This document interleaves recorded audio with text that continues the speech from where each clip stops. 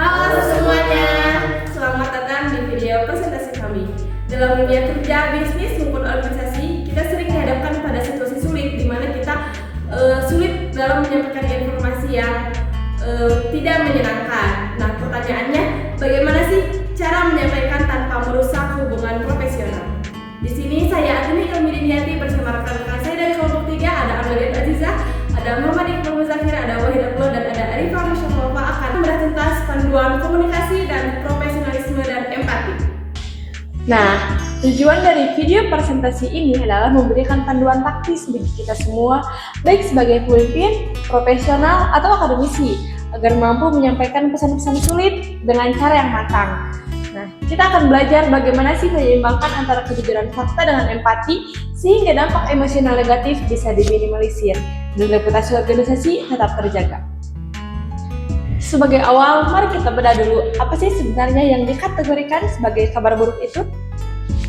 Secara sederhana, kabar buruk adalah informasi apapun yang bisa memicu kekecewaan, kerugian, atau dampak negatif bagi penerimanya.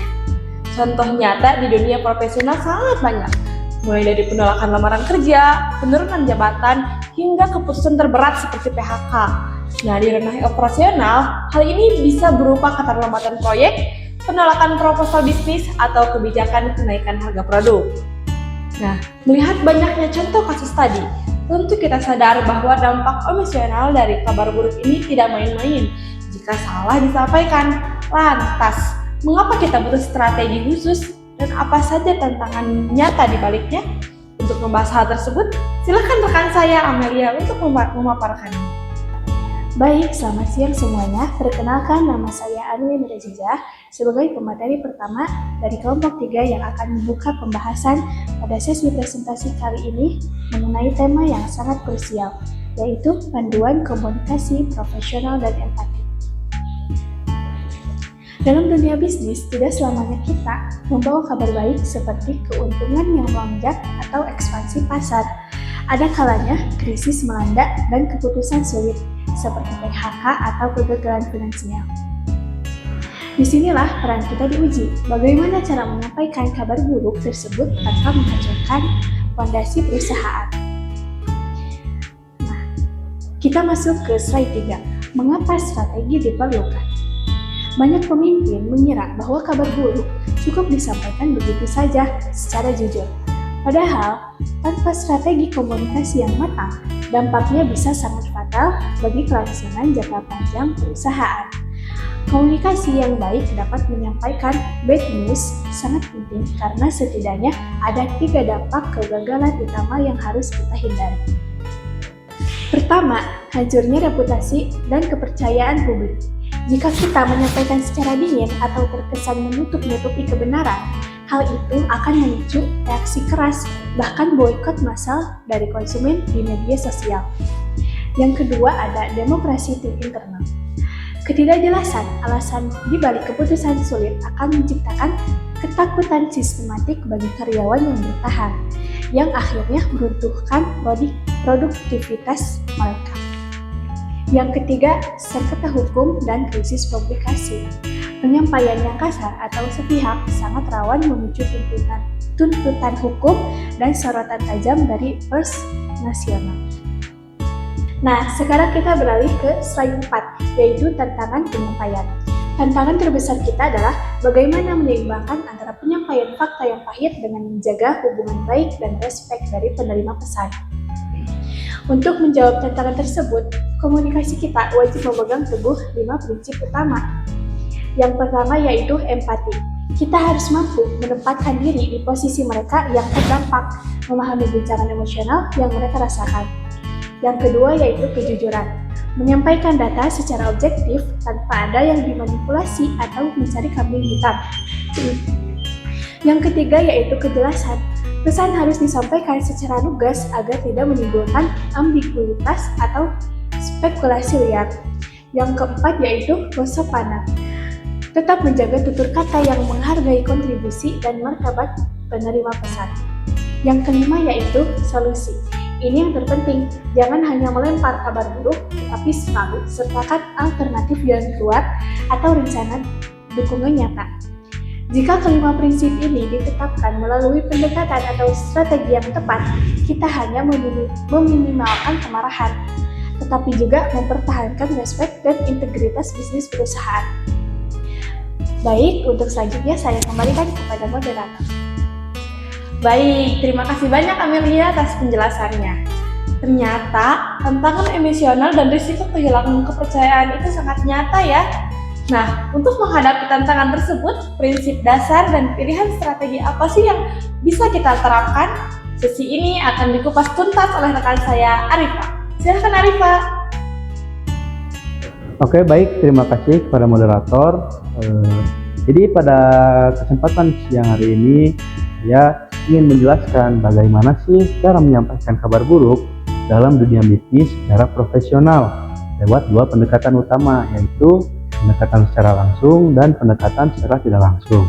Nah, tapi teman-teman, sebelum kita masuk ke pembahasan intinya, kita tuh perlu tahu dulu kalau ada 5 fondasi dasar yang harus dipegang saat menyampaikan kabar buruk. Fondasi itu adalah yang pertama adalah empati, kejujuran, kejelasan, kesopanan, dan selalu menawarkan solusi. Nah, kelima prinsip ini nantinya bakal kita terapin di 2 strategi yang berbeda.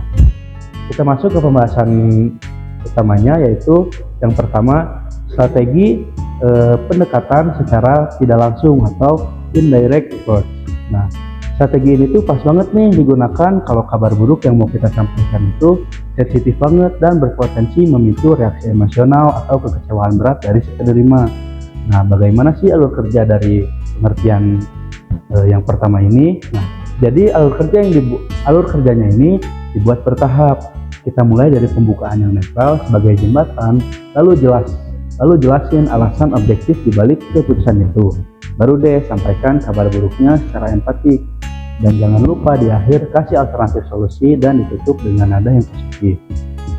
Nah, pada pembahasan kali ini tuh kedua strategi memiliki kelebihan dan kekurangan. Nah, pada strategi yang pertama ini tuh memiliki kelebihan adalah terasa jauh lebih santun, menghargai tata krama, dan bisa meredam shock emosional si penerima. Jadi relasi jangka panjang tetap aman. Tapi kekurangannya, metode ini tuh membutuhkan waktu yang lebih lama kalau pembukaannya terlalu terbelit-belit. Menerima pesan bisa salah paham atau merasa kalau kita sebagai pemberi strategi tidak transparan gitu. Kemudian strategi yang kedua yaitu pendekatan secara langsung atau direct approach. Nah, ini tuh kebalikan dari strategi yang pertama dan biasanya digunakan saat situasi di lapangan itu sedang darurat atau butuh respon serba tanggap, atau juga ketika kita berhadapan dengan orang yang memang lebih suka berbicara efisien atau to the point. Alur kerjanya itu gas langsung di awal, begitu ngomong langsung sampaikan berita buruknya, baru diikuti dengan argumen atau alasan rasionalnya, kasih arahan tindakan konkret ke depan, dan ditutup dengan pesan suportif atau empatis. Nah, sama seperti strategi yang pertama, bahwasanya memiliki kelebihan dan kekurangan. Nah, kelebihan dari strategi yang kedua ini yaitu yang pertama sangat lugas atau lebih to the point, yang secara tidak langsung akan menghemat waktu koordinasi di kondisi kritis dan meminimalkan salah interpretasi. Namun kekurangannya, pendekatan ini terasa terlalu dingin atau terlalu belak-belakan dan beresiko bikin si penerima langsung shock atau defensif kalau mentalnya belum siap. Nah, mungkin kalian bertanya, lalu bagaimana atau strategi yang mana nih yang cocok untuk diterapkan, atau strategi mana nih yang lebih worth it? Nah, saya menyimpulkan dari penjelasan saya kedua strategi tersebut, yaitu pada akhirnya tidak ada strategi yang paling bagus. Kuncinya terletak pada fleksibilitas kita untuk melihat situasi di lapangan dan karakter orang yang kita ajak bicara. Mungkin sekian dari saya kembali serahkan kepada moderator. Wah, penjelasan yang sangat menarik dari Arifa mengenai pendekatan langsung dan tidak langsung. Jadi kita tahu kapan harus memilih strategi yang tepat. Namun, bagaimana sih langkah konkret di lapangan dan contoh nyata penerapannya dalam dunia bisnis? Mengenai hal ini, silakan rekan saya Iqbal untuk melanjutkannya. Oke teman-teman, di sini saya akan menyampaikan langkah-langkah penyampaian kabar buruk serta contoh penerapannya dalam dunia bisnis. Langsung saja, jadi yang pertama, sebelum menyampaikan kabar buruk, kita harus mempersiapkan informasi dengan baik. Pastikan fakta yang akan disampaikan sudah benar dan pilih waktu dan tempat yang tepat. Serta pikirkan cara penyampaian yang sopan dan penuh empati agar penerima merasa dihargai. Yang kedua, saat menyampaikan kabar buruk, gunakan bahasa yang jelas, jujur, dan mudah dipahami. Hindari bertele-tele, tetapi tetap sampaikan dengan nada yang tenang dan menunjukkan rasa empati. Setelah penyampaian inti informasi, berikan kesempatan kepada penerima untuk bertanya atau menyampaikan pendapatnya. Nah, yang ketiga, setelah penyampaian, jangan langsung mengakhiri komunikasi. Berikan solusi atau alternatif jika memungkinkan. Serta pastikan juga penerima memahami informasi yang telah disampaikan. Hal ini penting agar hubungan baik tetap terjaga meskipun kabar yang disampaikan kurang menyenangkan. Saya ada satu contoh dalam dunia bisnis. Sebuah perusahaan harus memberitahukan kepada pelanggan bahwa pengiriman produk mengalami keterlambatan karena adanya kendala proses distribusi. Untuk menyelesaikannya, cara yang tepat adalah menyampaikan permintaan maaf terlebih dahulu dan kemudian menjelaskan penyebab keterlambatan secara jujur tanpa menyalahkan pihak lain. Setelah itu, perusahaan memberikan informasi mengenai perkiraan waktu pengiriman yang baru dan jika memungkinkan menawarkan kompensasi seperti potongan harga atau voucher. Dengan strategi ini, pelanggan akan merasa lebih dihargai karena perusahaan bersikap terbuka, bertanggung jawab, dan berusaha memberikan solusi. Akibatnya, kepercayaan pelanggan terhadap perusahaan dapat tetap terjaga. Mungkin demikian yang dapat saya sampaikan. Saya akan kembalikan lagi ke moderator. Terima kasih. Baik, terima kasih Iqbal. Nah, dari contoh kasus tadi, kita bisa melihat pentingnya menyusun kalimat dengan hati-hati. Tapi dalam praktiknya, apa saja sih kesalahan fatal yang sering tidak disadari dan wajib kita hindari? Serta bagaimana sih tips praktisnya? Silakan rekan saya Wahid untuk menutup pemaparan materi kelompok kami. Baik, terima kasih kepada moderator yang telah memberi saya kesempatan dalam presentasi kali ini. Di sini saya akan menjelaskan kesalahan-kesalahan dalam menyampaikan kabar buruk. Yang pertama ada menyampaikan secara emosional. Jadi secara emosional itu menjadi terlalu marah atau ikut menangis berlebih hanya akan membuat situasi semakin keruh. Terus yang kedua ada menyalahkan pihak lain, yaitu mengambing hitamkan keadaan atau divisi lain justru akan menurunkan kredibilitas kita sendiri. Terus yang ketiga memberikan harapan palsu, yaitu menjanjikan hal manis yang tidak realistis hanya akan merusak kepercayaan di masa depan. Terus yang keempat ada menggunakan bahasa yang kasar, itu menghindari kata-kata yang menyerang personal atau menggunakan nada sinis. Terus yang kelima menunda penyampaian, yaitu menyimpan kabar buruk terlalu lama tanpa alasan jelas, justru memperbesar dampak kerugian. Terus yang ketujuh ada tidak memberikan kesempatan bertanya, yaitu menutup pembicaraan sepihak, membuat penerima pesan merasa tidak dihargai. Nah, untuk mengantisipasi kesalahan-kesalahan tadi ada 5 tips komunikasi efektif yang bisa langsung dipraktikkan. Yang pertama, gunakan bahasa yang sopan dan profesional. Tetap menggunakan diksi yang objektif dan netral. Terus yang kedua, jaga nada bicara tetap tenang. Suara yang stabil dan konstan dapat membantu meredam ketegangan lawan bicara. Yang ketiga, pertahanan kontak mata yang baik. Karena kita merekam dalam satu frame secara virtual, pastikan fokus tatapan kita ke arah kamera sebagai bentuk keseriusan. Yang keempat, tunjukkan sikap menghargai penerima.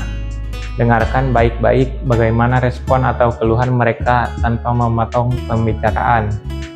Yang keenam, gunakan kalimat yang berorientasi pada solusi. Selalu menutup penyampaian dengan menawarkan langkah konkret berikut yang bisa diambil. Jadi bisa disimpulkan dengan menerapkan poin-poin ini, profesionalisme dan hubungan baik akan tetap terjaga meski di situasi sulit sekalipun.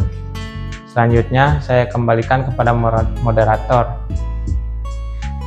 Baik, wah terima kasih kepada rekan-rekan kelompok 3 atas penjelasannya yang sangat solutif.